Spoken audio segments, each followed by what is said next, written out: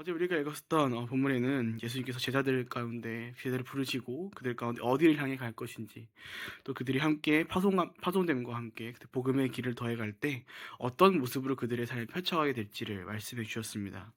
그리고서 이어지는 말씀이 오늘 우리가 읽은 본문인데, 예수께서 이렇게 말씀하시죠. 본문 16절, 제자들을 보내시는 것이 양을 늑대 소굴로 보내는 것과 같다라고 말이죠. 파송받은 제자들의 삶의 현실이 어떤 것인가를 보여주신 것입니다. 이런 예수님의 말씀을 오늘날 그리스도인으로서 살아가는 우리 각자의 현실과 이런 말씀이 결코 다를 것 없는 현실이구나라는 것들을 깨닫게 만들어줍니다.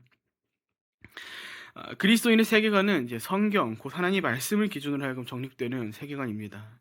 그리고 그 말씀에 의하면 그때 제자들이 파송받은 때와 오늘날의 현실이 결코 다를 것 없이 어두운 악이 다스리고 있는 세상을 우리가 살아가고 있다라는 것이죠. 그래서 예수님께서는 오늘 말씀을 통해서 이 어두운 현실 속에서 어떤 일들이 일어날 것이고 또 제자들이 어떤 일들을 겪게 될 것인지를 말씀해 주십니다. 본문 21절, 형제가 형제를, 아버지가 자식을, 자식이 부모를 거역해 죽게 만들 것이다. 그리고 22절, 너희가 내 이름 때문에 모든 사람에게 미움을 받을 것이다. 우리가 처음 예수님을 인격적으로 만날 때는 우리의 각자의 가치관이 변하고 또 예수 그리스도의 사랑을 느끼며 꽤나 낭만적인 순간들을 맞이하게 되는 것 같습니다. 그래서 그 순간 우리는 믿음을 고백하고 우리의 삶을 그 고백 가운데 걸게 되죠. 우리의 평생을 그 믿음을 부인하지 못할 그리스도를 살아갈 것을 다짐하고 고백하고 선포해 갑니다. 그런데 그 순간도 잠시 우리의 현실의 벽을 맞닥뜨리게 됐죠. 우리가 어떤 어려움들을 맞닥뜨립니까? 예수님 말씀하신 것처럼 세상의 모든 것이 예수를 미워함으로 믿는 자들이 세상 가운데 미움을 받는 세상을 우리가 앞에 두게 되고, 또 세상에서만이 아니라 우리가 마음 놓고 있을 공간인 우리의 가정, 이 가정 안에서도 흔들리는 현실들을 우리가 맞닥뜨리게 된다는 겁니다. 그러니까 말씀에 기록되어 있는 것들이 무엇 하나 빠지지 않고 이뤄져 있고 또 이뤄져 가고 있는 현실을 보게 되는 것이죠. 이런 모습을 보면 우리는 깨닫게 되는 것입니다. 그리스도인을 살아가는 것이 결코 쉽지 않다는 것을 말이죠. 처음엔 그렇게 아름답고 낭만적으로 여겼지만 하나님께서, 예수께서 더해가신 그 말씀 가운데 왜 그렇게 인내하라고 말씀하신지를 우리가 이제는 피부로 점점 깨닫게 되는 것입니다. 이 어려움들은 그저 우리 개인의 그냥 마음의 어려움들을 넘어서 우리 육신까지 고통에 머물 정도로 정말 때로는 어렵고 고통스럽다라는 것을, 그런 곳을 살아가며 복음을 전하는 것이 그때 제자들이고, 오늘의 제자들은, 그리스도인들은 저 여러분의 삶이라는 것을 우리가 깨닫게 되는 것이죠. 그래서 여러분, 우리가 그리스도를 살아가는 것이 정말 참 한편은 정말 훌륭한 삶이지만 또 한편은 정말 어렵고 힘든 길이구나라는 것들 우리가 참 잘 기억해야 할 필요가 있습니다. 가끔 이게 한쪽에만 좀 치우쳐서 그냥 항상 매일매일 해피해피하고 계신 분들 좀 보곤 하거든요. 개인적으로 둘 중 하나라고 생각합니다. 교회에서 이상한 교육을 시켰던가, 네, 아직 이제 잘못 혹 이단 가운데 빠진 분들은 아닌가라는 생각을 좀 하게 되는 것이죠. 왜냐면 우리가 말씀을 잘 들여다보면은 사실 우리 가운데 더해진 시간들은 이렇게 막 해피해피한 시간보다는 사실 정말 더 고난과 역경이 더 가득한 일들이 더 많다는 걸 우리가 경험하게 됩니다. 물론 그럼에도 불구하고 우리가 행복하고 기쁨으로 살아갈 수 있는 이유는 분명히 말씀 가운데 기록된 것처럼 우리가 믿음이 있기 때문인 것이죠. 하지만 현실의 기준으로 우리의 눈으로 보는 그 현실의 삶 가운데에는 우리가 이렇게 막 항상 좋을 수 없다라는 것을 우리는 말씀을 통해 볼 수 있게 된다는 겁니다. 그래서 우리가 이것을 빨리 잘 기억하고 오늘 우리의 삶이 어떻게 기뻐할 수 있는가를 잘 점검하는 것도 참 중요한 것 같습니다. 하나님께서 말씀 가운데 항상 기뻐하라고 말씀하신 이유는, 니네가 맨날 좋은 일만 있을 거라는 것들이 아니라는 거죠. 세상은 어둡고 그 삶에서 온갖 핍박과 박해와 역경 속에 살아갈 너희의 삶이겠지만, 그럼에도 불구하고 믿음을 가지고 예수 그리스도 믿는 믿음과 그 신뢰함을 가지고 살아갈 때 우리는 기꺼이 기뻐할 수 있다라는 얘기를 하시기 위해서 그 말씀을 더해 주신 것이거든요. 그러니까 그렇게 살아가는 것이 오늘을 살아갈 제자들이다라는 것이죠. 그런데 우리가 이렇게 말씀을 들으면 어떻겠습니까? 좌절할 수 있습니다. 우리의 믿음을 고민할 수 고민할 수 있게 될 겁니다. 왜냐하면은 이렇게 힘든 것만 가득한다라면은 누가 이 길을 가겠습니까? 그렇지 않을까요, 여러분? 여러분 예수 믿으면은 천국 갑니다라는 얘기를 듣고 싶어 하지. 여러분 예수님 믿으면 여러분 박해받을 것입니다. 이런 얘기 들어서 믿을 사람이 누가 있겠습니까? 참 신기하죠. 이게 예수님 믿으면은 핍박을 받고 박해를 받고 힘들 거라는 것을 이게 처음에 예수를 믿지 않을 때는 저 얘기 들으면 안 갈 것 같거든요. 근데 우리가 예수를 믿는 순간 어떻게 됩니까? 아, 저게 당연한 거지. 라고 받아들이는 우리의 믿음을 보고 참 신기함을 느끼는 것 같습니다. 야, 우리가 정말 믿음이 있긴 있나 보구나. 이게 저거를 저렇게 들으면 갈 사람이 없거든요. 근데 말씀드린 것처럼 그런 것만 있으면 누가 믿겠습니까? 하지만 예수님께서는 그런 우리들 가운데 결코 우리의 삶 가운데 어려움들만 처할 것이 아니다라는 것들을 분명히 말씀해 주시다라는 사실입니다. 그 어려움들 가운데 어떻게 우리가 그 삶을 펼쳐갈지를, 그 현실 속에서 우리가 어떻게 믿음을 지켜나갈 수 있는지를, 어려움들을 어떻게 견뎌낼 수 있을지를 말씀하시는 것이죠. 그렇게 때로는 위로하시고 또 우리의 생각과 마음을 지키도록 말씀해 가신다라는 것입니다. 이를 위해 예수님께서는 이렇게 말씀하십니다. 본문 16절입니다. 내가 너희를 보내는 것이 양을 늑대 속으로 보내는 것 같구나. 그러므로 뱀처럼 지혜롭고 비둘기처럼 순결해야 한다.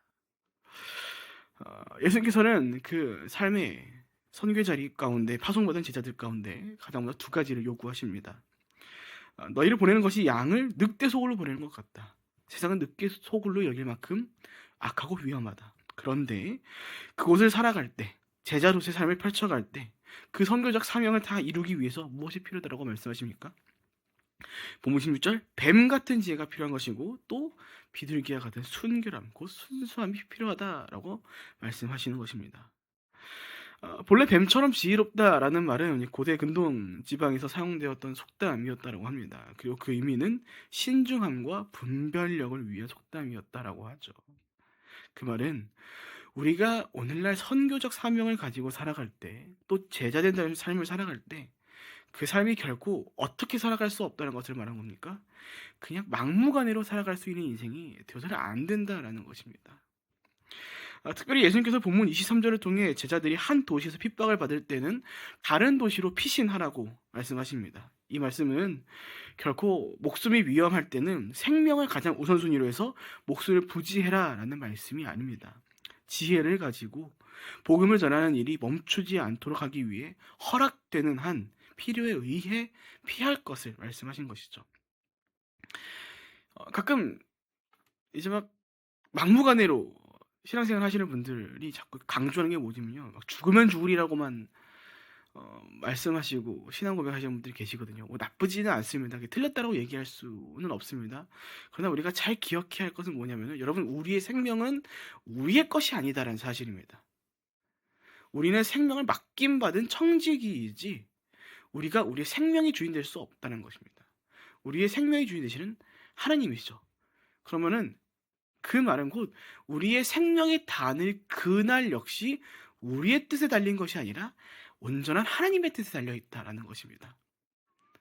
그 모든 그 순간 가운데도 결국 어떤 순간도 있습니까? 순교의 순간도 있는 것이죠. 믿는 자들이 그 삶 가운데 모든 복음을 위해 이뤄가는 일들을 다 펼쳐가고 그 생을 끝나게 하는 그 순간까지도 우리의 뜻이 아니라 하나님의 뜻에 달려 있다는 것입니다.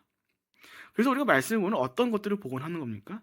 예수님께서 잡히시던 그때가 오기 전까지 예수님이 또 여러 번 피하셨다는 것을 모습을 보게 되는 겁니다. 그 말은 지금 파송받은 제자들의 때가 아직이다라는 것이죠. 또 오늘을 살아가는 우리도 그렇게 막무가내로 살아가서는 안 된다는 것이죠. 생명을 거는 것 좋습니다. 그러나 그 생명을 거는 것들이 누구의 뜻에 의하여 움직이고 판단되어야만 하는 것인가? 온전히 하나님의 뜻에야만 된다는 것입니다. 이처럼 제자된 삶에는 영적인 지혜가 필요하다는 것입니다. 무엇을 위한 지혜입니까? 나의 삶이 세상에서 잘 먹고 잘 살기 위한 지혜가 아니라 오늘 우리가 부름을 받은 그리스도인 곧 예수 그리스도의 제자로 살아가도록 하기 위한 지혜가 필요하다는 것이죠. 그래서 여러분, 우리가 지혜가 없을 때 우리가 어떤 삶을 살아가게 되면요, 자연스럽게 나의 지식과 나의 경험에 의존해 간다는 사실을 우리가 잘 기억했으면 좋겠습니다. 그리고 그런 삶이 결국엔 자연스럽게 어떤 모습을 펼쳐가게 됩니까?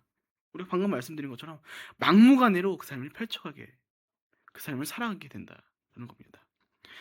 실제로 이게 선교지에 계신 선교사님들이 이제 겪는 고충 중 하나가 뭐냐면요. 이렇게 아무런 생각도 없이 그냥 계획도 없이 갑자기 막 어느 날 막 선교 대회나 막 갑자기 말씀 듣고 막 불타올라 가지고 막 어디를 막 가겠습니다 막 해 가지고 막 그냥 무턱대고 찾아와 가지고 선교하겠다라고 오시는 분들을 굉장히 힘들어하고 곤란해한다라고 하더라고요. 여러분 우리가 예수님의 모습을 잘 깊이 묵상했으면 좋겠습니다. 여러분 하나님께서도 예수님을 십자가에 못 박도록 하시기 위해서 그렇게 오랜 시간을 계획하심으로 일어가셨는데 하물며 오늘 우리가 복음을 위해 살아갈 때 복음을 전하며 살아갈 때 이런 지혜가 없어서 되겠습니까? 그럴 수 없다라는 것이죠.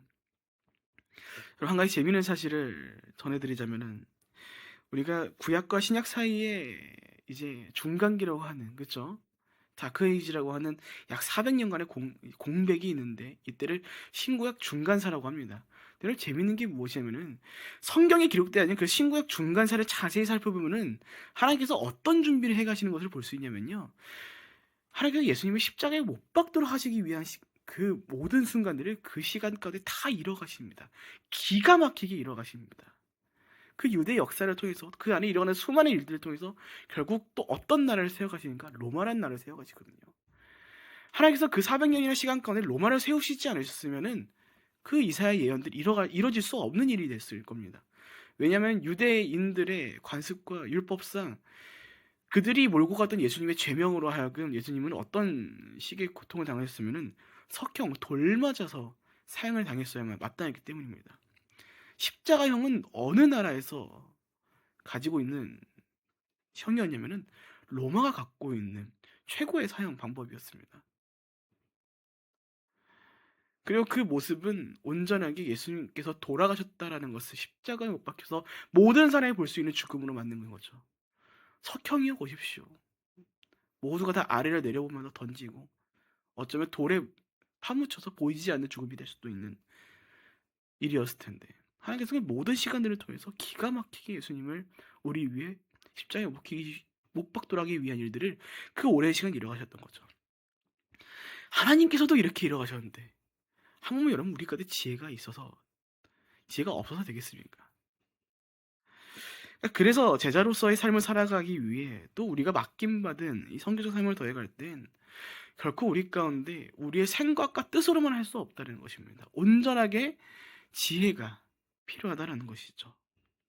그런데 잠언 2장을 보니까 이런 말씀이 있는 것을 좀 발견하게 됩니다. 우리말 성경 잠언 2장 5절부터 8절까지입니다. 제가 읽어드리겠습니다. 네가 여호와를 두려워하며 섬기는 것을 깨닫고 하나님을 아는 지식을 얻게 될 것이다. 여호와께서 지혜를 주시며 여호와 입에서 지식과 깨달음이 나오기 때문이다. 그분은 정직한 사람들을 위해 분별할 수 있는 지혜를 예비하시고 흠이 없이 행하는 사람들의 방패가 되시니 의로운 사람의 길을 보호하시고 주께 충실한 사람들의 길을 지켜 주신다. 여러분 우리 가운데 더해져야 할 그 지혜는 세상에 있지 않습니다. 우리 가운데 부르심을 다 이루기 위한 지혜는 세상에서 찾을 수 없습니다. 어디서부터 비롯되어 있고 또 어디서만 찾을 수 있다고 나와 있습니까? 오직 하나님으로부터만 찾을 수 있다라고 나와 있습니다. 그런데 그 잠언 2장에 의하면은 하나님께서는 그렇게 하나님으로부터 비롯된 지혜를 더하는 자들에게 그냥 그저 지혜만 더해주고 끝내지지 않는다라는 것이죠. 그들의 방패가 되어주시고 또 그 길을 보호하시고 지켜주신다라고 말씀하십니다. 여러분 그래서 예수님께서도 말씀하십니다. 그래서 말씀하신 것입니다. 그 늑대 소굴과도 같은 곳에 살아갈 때 지혜와 변하지 않는 순수함으로 살아가는 것이 무엇인지를 말했죠. 그러니까 예수님께서 이렇게 말씀하십니다. 본문 29절부터 31절까지입니다. 참새 2마리가 아사리온 동전 1개에 팔리지 않느냐. 그러나 너희 아버지의 뜻이 아니면 그 가운데 한 마리도 땅에 떨어지지 않는다. 또한 하나님은 너희 머리카락 숫까지도 다 세워 계신다. 그러므로 두려워하지 말라. 너희는 많은 참새들보다 더 귀하다. 예수님께서 두려워하지 말라라는 말씀은 그저 어려운 세상 속에서 겁먹지 말고 열심히 살아라라는 식의 말씀이 아니었습니다. 하나님으로부터 비롯된 지혜를 지닌 자들의 삶을 하나님께서 지켜가신다는 것을, 오직 하나님만을 바라보는 순결함을, 순수함을 지닌 자들의 삶을 하나님께서 책임져 가신다라는 것을 깨닫도록 해주시기 위한 말씀이다라는 것이죠. 여러분, 이것만큼 큰 위로가 있을까요? 또 이것만큼 우리 가운데 오늘을 살아가도록 하기 위한 용기를 더해 주시는 말씀이 있을까요? 하나님이 내 삶을 지켜주시고 책임져 가신다. 여러분, 이 말씀이 오늘 저와 여러분들의 삶에도 동일하게 적용되는 말씀임을 잘 기억해 가시기를 축복드립니다. 우리가 어려운 순간에도 우리가 버텨갈 수 있는 이유는, 또 인내할 수 있는 이유가 있다면은 하나님이 오늘도 내 삶을 지켜가시고 책임져 가시고 인도해 가신다라는 이 말씀 때문일 것입니다. 여러분, 반대로 이 말씀이 없다라고 생각해 보십시오. 내 삶을 내가 책임져 가야 한다고 생각해 보십시오. 여러분, 굉장히 두렵지 않을까요? 힘들지 않겠습니까? 여러분, 세상 속에서 수많은 사람들이 오늘도 나의 힘과 나의 지식으로만 살아가려고 하는 이유가 무엇입니까? 두 가지 때문입니다. 첫째는 두려워서이고요. 첫째는 두려워서이고요. 둘째는 세상에 믿을 것이 하나도 없기 때문입니다. 세상은 어둡고 악하지, 그 안에서 믿을 사람은 없지, 결국 믿을 게 나 자신밖에 없기 때문에 스스로의 지식과 경험으로만 살아가게 되는 것입니다. 그래서 눈앞에 수많은 영적인 일들이 펼쳐져 가도 그들을 깨닫는 지혜가 없기 때문에 그걸 볼 수 없는 겁니다. 그래서 예수님 말씀하셨죠. 들어도 듣지 못할 것이고 보아도 보지 못할 것이다라고요. 근데 여러분, 그런다고 두려움이 사라질까요? 아니요. 오히려 그 두려움은 끊임없이 지속될 것이고 또 점점 커져갈 것입니다. 애초에 두려움이 가득해서 그렇게 살아갈 것을 선택했기 때문이죠. 그러한 세상 속에서 예수님은 제자들 가운데 말씀하신 것입니다. 세상과는 다른, 세상에서는 찾을 수 없는 지혜와 순수함으로 살아가는, 또 살아갈 제자들 가운데 그 삶과 선택 그 자체는 세상과 같을 수 없기 때문에 그들이 세상의 방식이 아닌 하나님의 방식에 따라 지켜져 가고 또 인도받는 삶을 너희가 살아가게 될 것이다 라는 것들을 말씀해 주시는 것이죠. 그래서 한편 오늘 본문 마지막 가운데 예수께서 말씀하시는 시인함에 대한 것도 단순히 세상 속에서 예수님을 부인하면 안 된다라는 것들을 말씀해 주시기 위한 것만이 아니다라는 것입니다. 본문의 문맥은 분명히 파송받는 제자들이 그 자리에서 복음을 전해갈 삶과 그 현실이 늑대 소굴과 같을 것임을 말하고 있습니다. 그리고 그 안에서 지혜롭게 순수하게 그 삶을 펼쳐갈 것을, 비록 어렵겠지만, 비록 고난을 당하겠지만 두려워하지 말라고 말씀하시는 것이죠. 그 문맥 속에서 예수께서 말씀하시는 것입니다. 누구든지 사람들 앞에서 나를 시인하면 나도 아버지 앞에서 너희를 시인할 것이다. 부인하는 거 똑같다. 그러니까 무엇을 말씀하시고자 하는 겁니까? 단순히 예수님을 부인하면 안 된다라는 책임만을 강조하고자 하는 것이 아니라, 비록 어려울지라도 너희가 파송받는 그 세상이 늑대 속을과도 같은 현실일지라도 그 안에서 믿음을 가지고 나를 책임져 가신 하나님을 믿고 신뢰함으로 각자의 믿음의 그 고백을, 예수 그리스도가 구주 되심을 고백하며 너희가 그 제자된 삶을 펼쳐가라라는 것을 말씀해 주고 계신다라는 것입니다. 사랑하는 여러분, 우리는 다 알고 있습니다. 책임으로만 살아가는 삶은 그 속도는 다르지만 결국 모두가 지치게 된다라는 사실을 말이죠. 여러분, 예수님을 구주로 고백하는 것도 동일합니다. 세상 속에서 책임으로만 예수를 구주라고 고백할 때 우리는 어떤 순간을 결국 맞이하게 됩니까? 삶의 어려움들이 올 때, 또 세상의 법칙으로 따라가는 삶에 그 살아가는 자들의 풍요를 보고 부러워하고, 점차 내 삶이 책임으로 인해 지체감으로 인해 결국 우리는 세상과 타협할 것들을 선택하게 되고, 그 타협함 안에는 예수 그리스도를 구주로 고백하지 못하고 부인하도록 하는, 그 이름을 꺼내기 거절하는 순간까지도 우리가 맞이하고 선택해야 하는 삶을 살아갈 수 있다는 겁니다. 여러분, 그런 순간들이 있지 않습니까? 내가 예수를 믿는다라는 그 사실로 인하여 내가 손해볼 수 없게 되는 선택들이 내 앞에 있음을, 그 안에서 우리의 믿음이 참 결정나는 것이죠. 물론 그 안에서 지혜가 필요하겠지만 우리가 나의 삶의 이득과 나의 믿음의 고백을 두고서 고민할 순간들을 분명히 찾아온다는 겁니다. 그래서 여러분, 우리가 무엇으로 살아가야 하는 겁니까? 우리 교회 이름과 같이 믿음으로 살아가야 하는 것입니다. 왜입니까?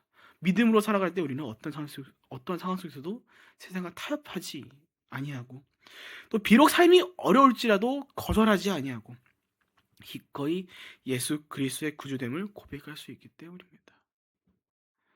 그런 삶을 위해서 예수님께서 말씀해 주시는 겁니다. 본문 29절, 참새도 아버지의 뜻이 아니면 결코 한 마리도 땅에 떨어지지 않는다. 그런데 31절, 그런 너희는 그 많은 참새들보다 더 귀하다라고요. 그러니 무엇하라고요? 두려워하지 말라고요. 우리 가운데 그 어두운 세상 속에서 어떻게 살아갈지, 어떻게 너희의 시인하고 살아갈지 책임만 주시지 않는다는 겁니다. 우리를 부르심과 함께 그 부르심에 합당한 삶을 온전히 펼쳐갈 수 있도록 아버지가 너희를 보살피실 거다. 너희를 지키실 거다. 참새 한 마리도 아버지 뜻에 따라서 떨어질 수 없는데 너희는 하물며 너희는 어떠냐? 너희는 그 참새들보다 귀하다. 그냥 귀한 게 아니라 훨씬 더 귀하다. 그러니 두려워하지 말아라. 사랑하는 여러분, 이 땅 가운데 이러한 소명과 사명을 가지고 예수님의 제자로 살아간다는 것은 결코 쉬운 일은 아닐 것입니다. 때로는 어려운 순간들이 우리 가운데 있을 것이고, 또 때로는 핍박을 받고, 오늘 말씀과 같이 예수님의 이름으로 인해 우리가 미움을 받는 일도 있을 것입니다. 이제 경험했던 작은 나눔이지만 아르바이트를 했었던 그때 어떤 일이 있었냐면은, 아직도 기억해요. 막 쌀국수집 하신 사장님인데 뭔 얘기를 하다가 갑자기 교회 얘기가 나와서 얘기를 듣자니 막 교회를 너무 막 미워하더라고요. 물론 이해가 되는 건 교회에 대한 잘못된 일들을 이제 보고서 속상해하는, 그런 것들을 미워하는 입장이었습니다. 그런 얘기를 듣고 부끄러워지더라고요. 근데 그 자리에서 어떤 생각을 좀 하게 됐냐면은, 어떤 생각 갑자기 더 틈타냐면, 내가 예수님, 내가 그리스도라고 좀 숨기고 싶다라는 생각이 들더라고요. 야, 이거 생각 들자마자 아차 싶었습니다. 이러면 안 되지. 그 자리에 마음 먹고 아르바이트 해야 되는데 막 얘기를 막 꺼낸 겁니다. 제가 사실 이제 신학생이고 목회자인데 이런저런 얘기를 하면서, 좋은 교회도 정말 많이 있어요. 수고하는 교회 정말 많아요. 제 정말 안타까운, 저도 그런 일을 안타까워합니다. 근데 여전히 이렇게 고생하고 있는 교회들이 분명히 있어요. 처음에 막 이렇게 막 분노기자 막 이렇게 있다가 막 조금 얘기하다 보니까 좀 사그러들고 막 나중에 감사히도 응원까지 해주시더라고요. 여러분, 분명 우리가 예수님의 이름으로 인해서 핍박받는 순간들이 있을 겁니다. 분명히 있습니다. 지금도 경험하고 있을 겁니다. 하지만 우리가 잊지 말고 기억했으면 좋겠습니다. 그런 삶을 하나님께서는 결코 내버려 두지 않습니다. 우리가 그 부르심을 끝까지 감당할 수 있도록 하나님께서는 우리가 끝까지 믿음을 견뎌갈 수 있도록 그 삶을 책임져 가시고 또 은혜를 더해 주시며 살아가도록 하실 거란 말씀이십니다. 그렇기에 오늘 말씀은 오늘 이 어려운 현실 속에서도 우리가 믿음을 가지고 살아갈 수 있도록 하시기 위한 예수님의 위로이며 동시에 용기를 더해 주시는 말씀이다 라는 것입니다. 말씀 마칩니다. 부디 여러분 말씀을 기억하시면서 하나님으로부터 비롯된 지혜와 순전함으로 살아가는 믿음의 사람들이 하나님께서 끝까지 그 삶을 책임져 주신다는 것을 기억함으로 오늘 설교 제목과 같이 믿음으로 끝까지 견뎌가시는 저와 여러분의 삶 모두가 되시기를 주님의 이름으로 축복드립니다. 아멘. 함께 기도하겠습니다. 살아계신 하나님 아버지, 우리가 오늘 말씀을 기억함으로 말미암아 원컨대 오늘 하루를 우리를 부르신 예수 그리스도의 그 뜻에 합당한 제자된 삶을 살아가기 위하여 필요한 지혜와 순전한 마음을 이 시간 구함으로 기도함으로 나아갑니다. 주님, 우리가 살아가는 이 시대가 그때 제자들을 보내신 그때와 하등 다를 것 없는 늑대의 소굴과도 같은 현실임을 우리는 기억하고 있습니다. 그러나 아버지, 그럼에도 불구하고 우리가 오늘 믿음으로 살아갈 것을 선택하는 이유는 주님께서 우리 삶을 책임져 가시고 인도해 가시고 지켜 가실 것임을 우리가 믿고 있기 때문입니다. 아버지, 원컨대 오늘도 믿음으로 살아가기 위해 기도하는 모든 하나님 나라의 백성들의 삶을 지켜주시옵고 우리가 그 안에서 세상 의지하지 아니하고 온전하게 하나님의 인도하심을 따라 살기 위하여 우리가 기도함을 포기하지 아니하고 수많은 선택지들 가운데에서 하나님 나라를 위한 것들을 우리가 끊임없이 선택해 갈 수 있는 지혜가 더해질 수 있도록 인도하여 주시옵소서. 시대가 어둡습니다. 그러나 주님, 우리를 빛과 소금으로 부르셨사오니 우리가 선으로 악을 이겨가는 진정 믿음으로 끝까지 견뎌가는 제자된 삶을 살아갈 수 있도록 오늘도 우리 각 한 사람 한 사람의 삶을 지켜주시고 보호하여 주셨고 인도하여 주시고 우리와 동행하여 주시옵소서. 그렇게 오늘도 우리 가운데 거룩한 한날을 살아가게 하실 것을 믿고 감사하며 살아계신 예수님의 이름으로 기도합니다. 아멘.